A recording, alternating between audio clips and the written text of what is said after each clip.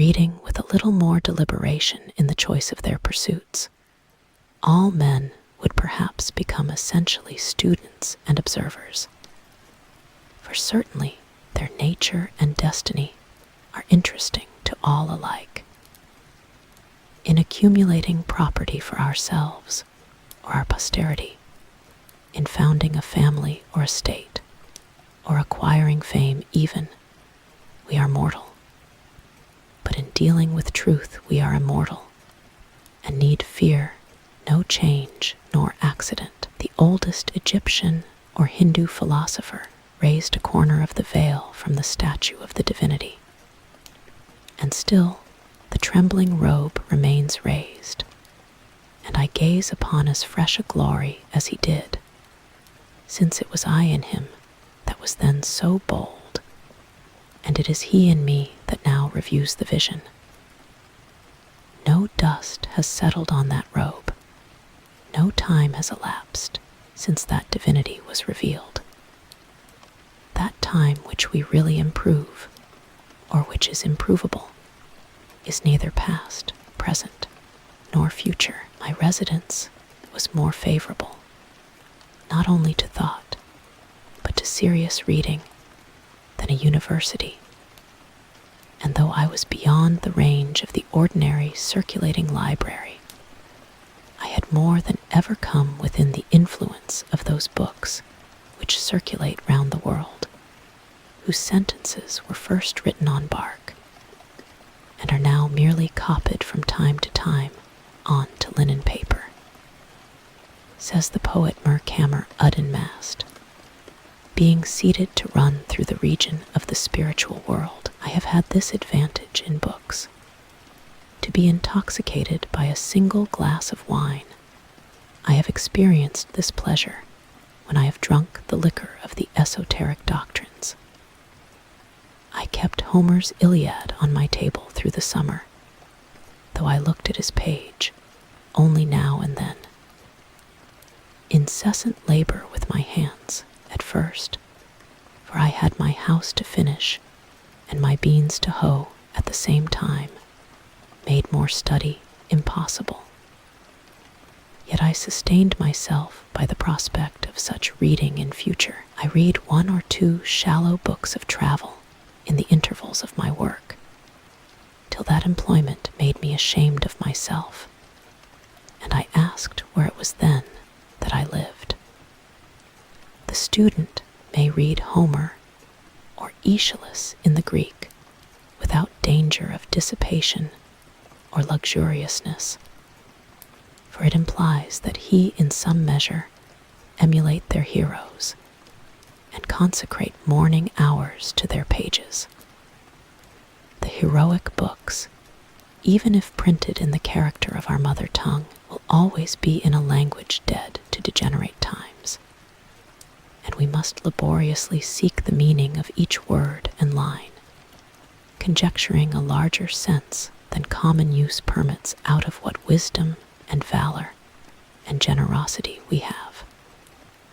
The modern cheap and fertile press, with all its translations, has done little to bring us nearer to the heroic writers of antiquity. They seem as solitary, and the letter in which they are printed as rare and curious as ever. It is worth the expense of youthful days and costly hours if you learn only some words of an ancient language, which are raised out of the trivialness of the street to be perpetual suggestions and provocations. It is not in vain that the farmer remembers and repeats the few Latin words which he has heard. Men sometimes speak as if the study of the classics would at length make way for more modern and practical studies, but the adventurous student will always study classics, in whatever language they may be written, and however ancient they may be. For what are the classics but the noblest recorded thoughts of man? They are the only oracles which are not decayed, and there are such answers to the most modern inquiry in them as Delphi and Dodona never gave. We might as well omit to study nature, because she is old. To read well, that is, to read true books in a true spirit, is a noble exercise, and one that will task the reader more than any exercise which the customs of the day esteem. It requires a training such as the athletes underwent, the steady intention almost of the whole life to this object. Books must be read as deliberately and reservedly as they were written. It is not enough even to be able to speak the language of that nation by which they are written, for there is a memorable interval between the spoken and the written language, the language heard and the language read. The one is commonly transitory, a sound, a tongue, a dialect merely, almost brutish, and we learn it unconsciously, like the brutes of our mothers. The other is the maturity and experience of that. If that is our mother tongue, this is our father tongue, a reserved and select expression, too significant to be heard by the ear, which we must be born again in order to speak. The crowds of men who merely spoke the Greek and Latin tongues in the Middle Ages were not entitled by the accident of birth to read the works of genius written in those languages, for these were not written in that Greek or Latin which they knew, but in the select language of literature. They had not learned the nobler dialects of Greece and Rome, but the very materials on which they were written were waste paper to them, and they prized instead a cheap contemporary literature. But when the several nations of Europe had acquired distinct though rude written languages of their own, sufficient for the purposes of their rising literatures, then first learning revived, and scholars were enabled to discern from that remoteness the treasures of antiquity. What the Roman and Grecian multitude could not hear, after the lapse of ages, a few scholars read, and a few scholars only are still reading it. However much we may admire the orator's occasional bursts of eloquence, the noblest written words are commonly as far behind or above the fleeting spoken language as the firmament with its stars is behind the clouds. There are the stars, and they who can may read them. The astronomers forever comment on and observe them. They are not exhalations like our daily colloquies and vaporous breath. What is called eloquence in the forum is commonly found to be rhetoric in the study. The orator yields to the inspiration of a transient occasion and speaks to the mob before him, to those who can hear him, but the writer, whose more echoable life is his occasion, and who would be distracted by the event, and the crowd which inspire the orator, speaks to the intellect and heart of mankind, to all in any age who can understand him. No wonder that Alexander carried the Iliad with him on his expeditions in a precious casket. A written word is the choicest of relics. It is something at once more intimate with us and more universal than any other work of art. It is the work of art nearest to life itself. It may be translated into every language and not only be read, but actually breathed from all human lips, not be represented on canvas or in marble only, but be carved out of the breath of life itself. The symbol of an ancient man's thought becomes a modern man's speech. 2,000 summers have imparted to the monuments of Grecian literature. As to her marbles, only a maturer golden and autumnal tint, for they have carried their own serene and celestial atmosphere into all lands to protect them against the corrosion of time.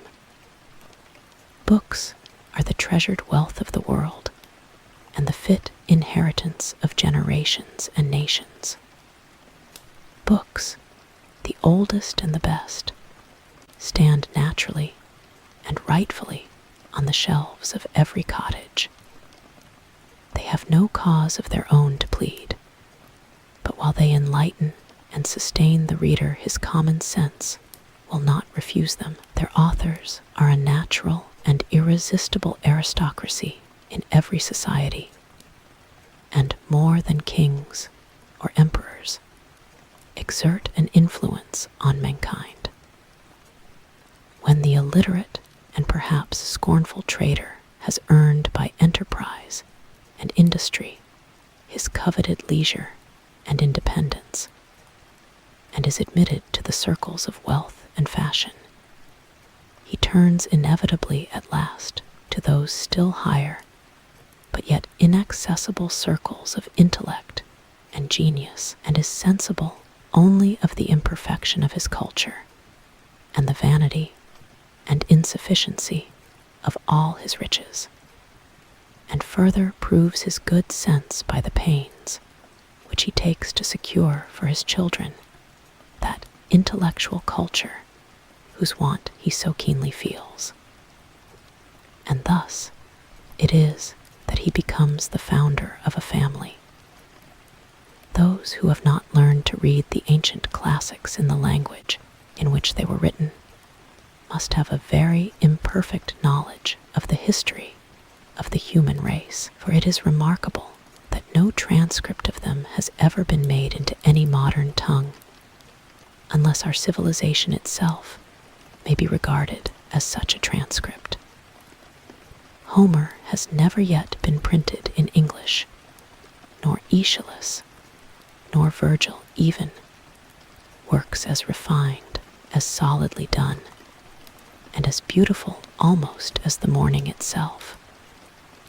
For later writers, say what we will of their genius, have rarely, if ever, equaled the elaborate beauty and finish and the lifelong and heroic literary labors of the ancients. They only talk of forgetting them who never knew them. It will be soon enough to forget them when we have the learning and the genius which will enable us to attend to and appreciate them. That age will be rich indeed when those relics which we call classics, and the still older and more than classic, but even less known scriptures of the nations, shall have still further accumulated, when the Vaticans shall be filled with Vedas and Zendavestas and Bibles, with Homers and Dantes and Shakespeares, and all the centuries to come shall have successively deposited their trophies in the forum of the world. By such a pile we may hope to scale heaven at last. The works of the great poets have never yet been read by mankind, for only great poets can read them.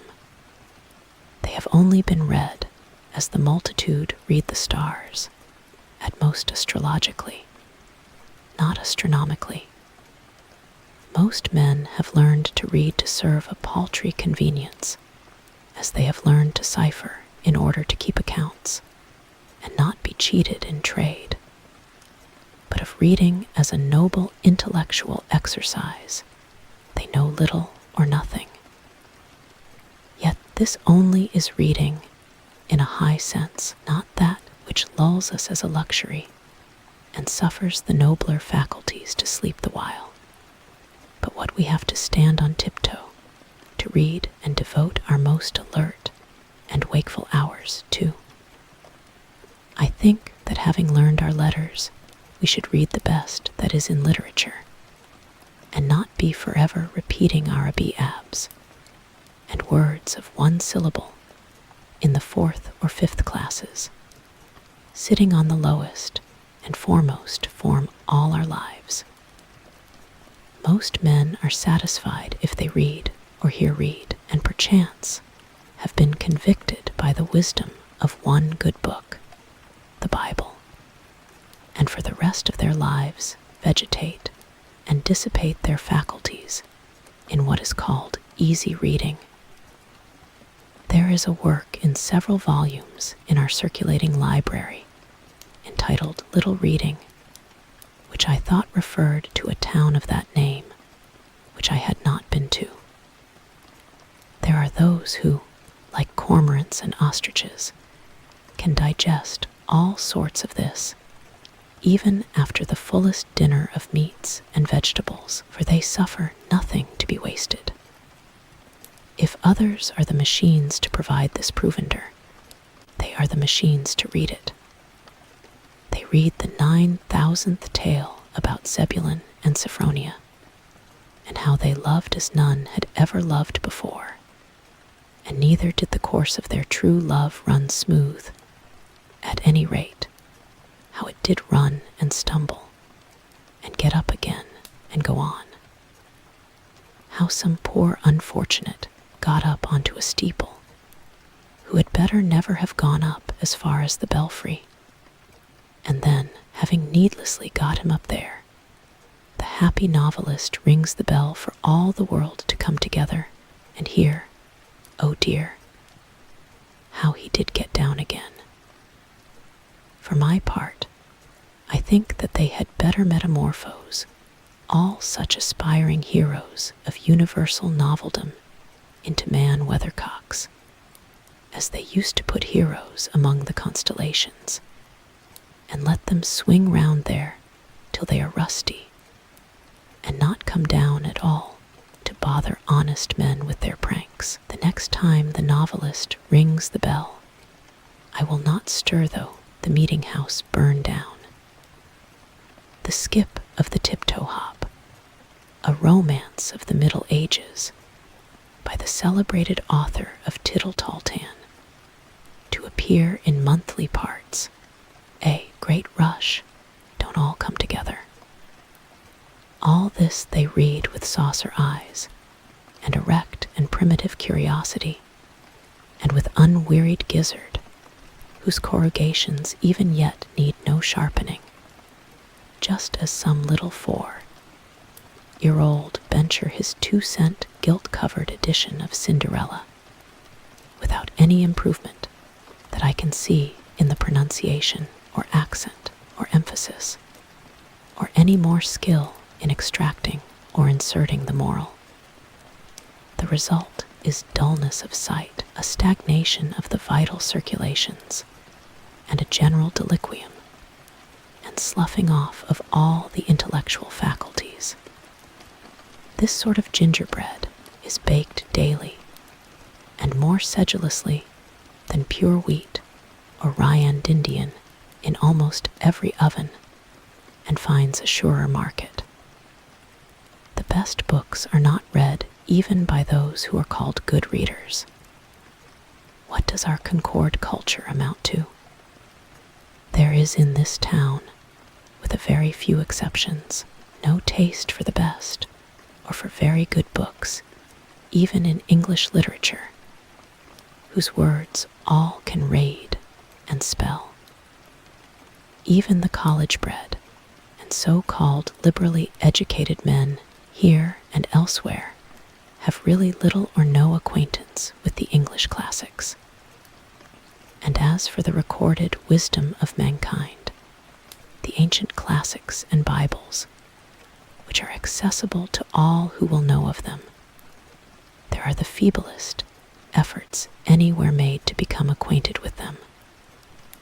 I know a woodchopper of middle age who takes a French paper, not for news as he says, for he is above that, but to keep himself in practice, he being a Canadian by birth.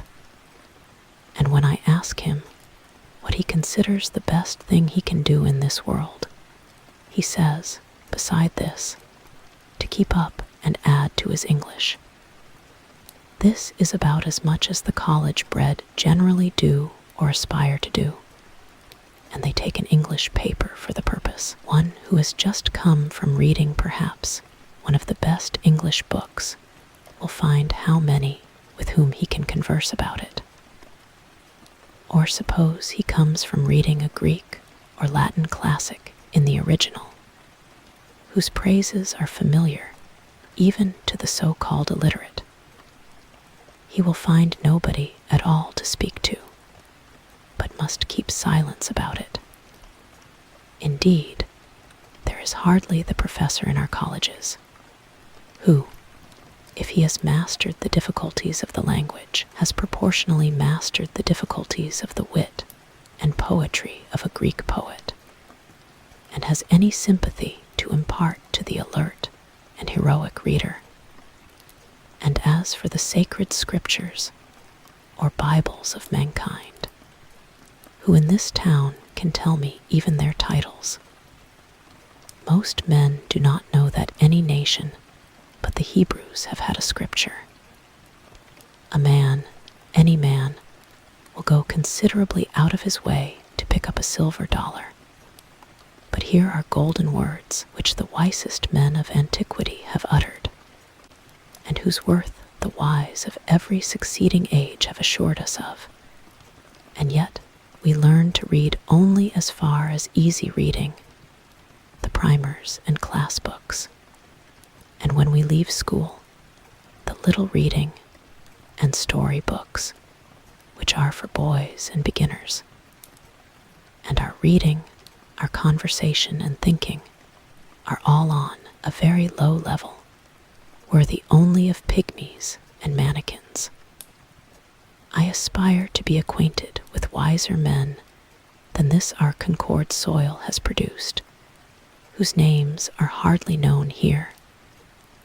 Or shall I hear the name of Plato and never read his book, as if Plato were my townsman and I never saw him, my next neighbor, and I never heard him speak or attended to the wisdom of his words? But how actually is it? His dialogues, which contain what was immortal in him, lie on the next shelf, and yet I never read them. We are underbred and low-lived and illiterate, and in this respect, I confess, I do not make any very broad distinction between the illiterateness of my townsman, who cannot read at all, and the illiterateness of him who has learned to read only what is for children and feeble intellects.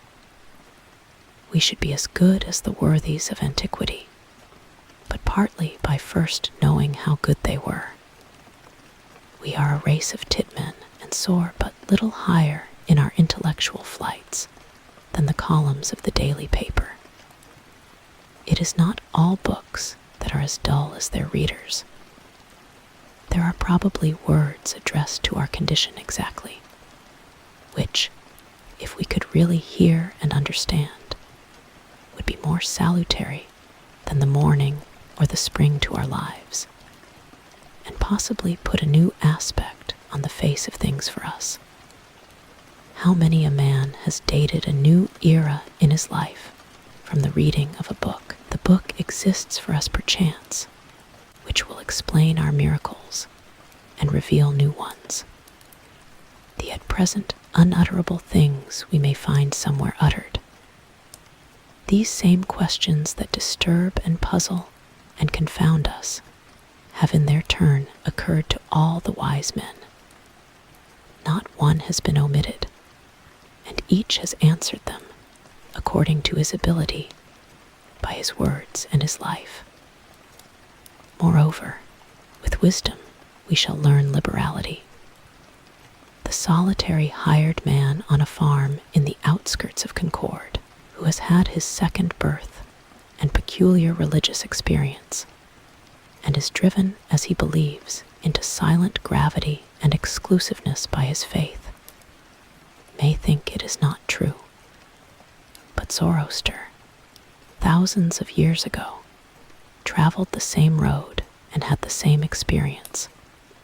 But he, being wise, knew it to be universal, and treated his neighbors accordingly, and is even said to have invented and established worship among men.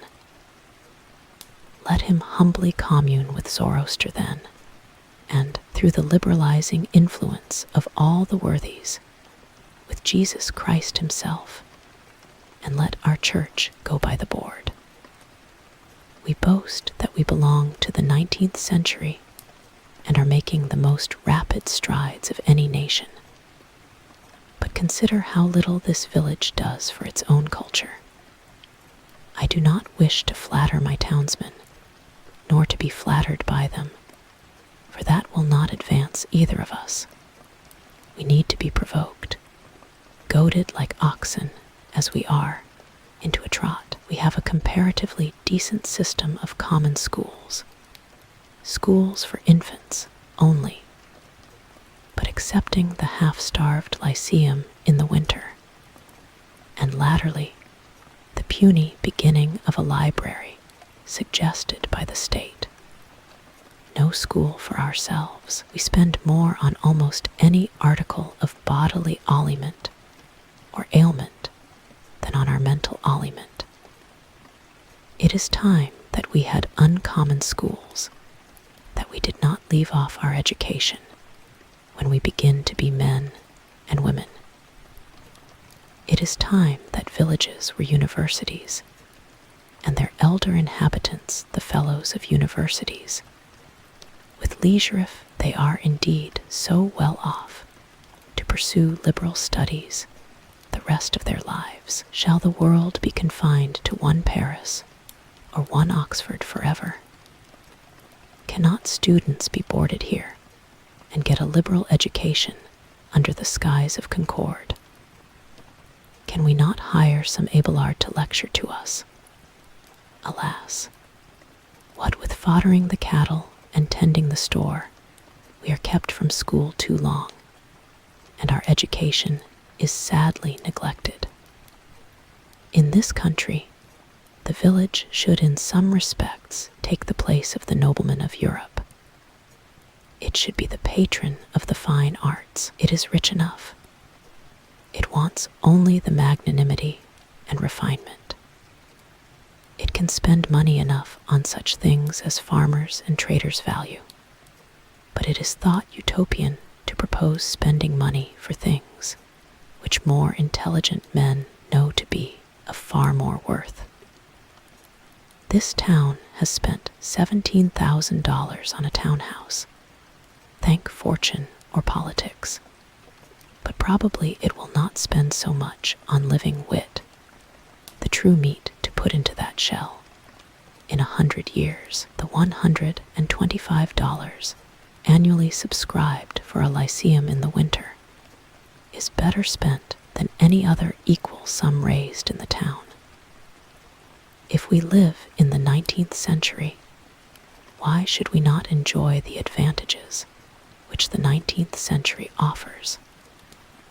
Why should our life be in any respect provincial? If we will read newspapers, why not skip the gossip of Boston and take the best newspaper in the world at once? Not be sucking the pap of neutral family papers or browsing olive branches here in New England. Let the reports of all the learned societies come to us, and we will see if they know anything. Why should we leave it to Harper and Brothers and Redding and Co. to select our reading? As the nobleman of cultivated taste surrounds himself with whatever conduces to his culture, genius, learning, wit, books, paintings, statuary, music, philosophical instruments, and the like, so let the village do, not stop short at a pedagogue, a parson, a sexton, a parish library, and 3 selectmen, because our pilgrim forefathers got through a cold winter once on a bleak rock with these. To act collectively is according to the spirit of our institutions, and I am confident that, as our circumstances are more flourishing, our means are greater than the nobleman's. New England can hire all the wise men in the world to come and teach her, and board them round the while, and not be provincial at all. That is the uncommon school we want. Instead of noblemen, let us have noble villages of men. If it is necessary, omit one bridge over the river, go round a little there, and throw one arch at least over the darker gulf of ignorance which surrounds us.